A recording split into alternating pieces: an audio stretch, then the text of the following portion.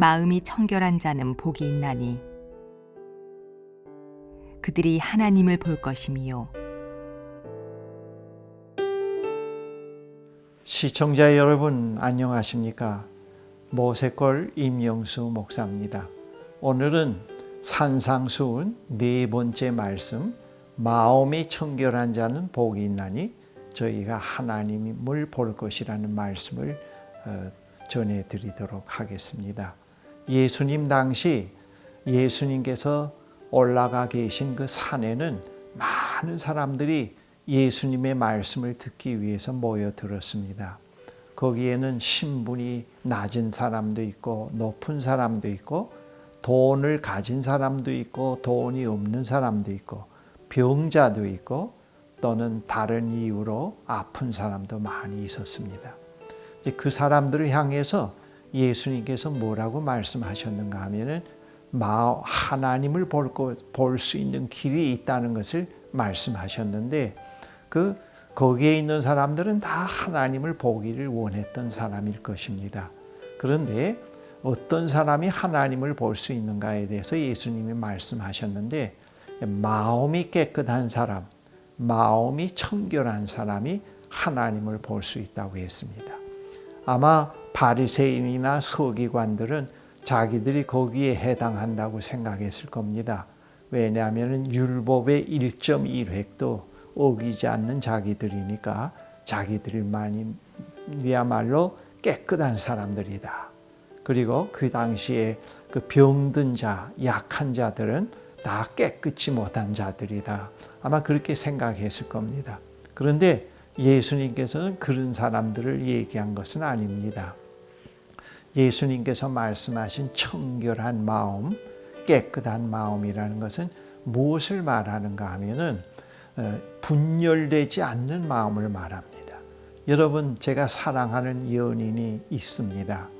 A라고 하는 연인이 있는데도 불구하고 또 다른 B라고 하는 연인을 또 제가 만들어서 그에게 마음이 다 빼앗겨 있다고 하면은 저는 깨끗이 못한 사람입니다.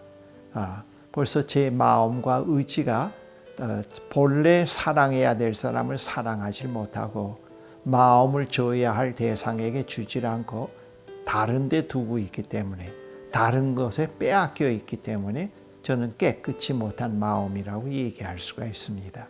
바로 예수님께서 말씀하신 마음의 청결은 그러한 뜻을 얘기를 합니다.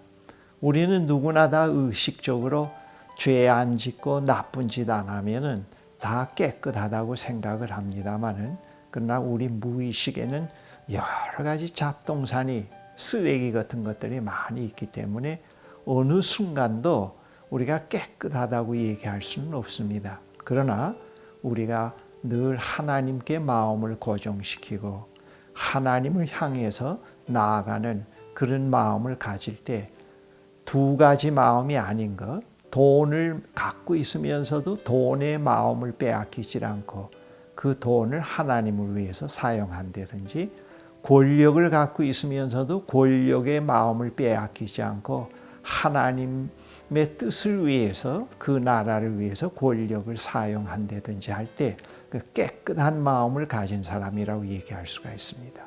입으로는 하나님을 믿는다고 하면서 돈의 노예가 되고 권력의 노예가 될 때는 그건 깨끗한 마음을 가진 사람이라고 얘기할 수가 없습니다.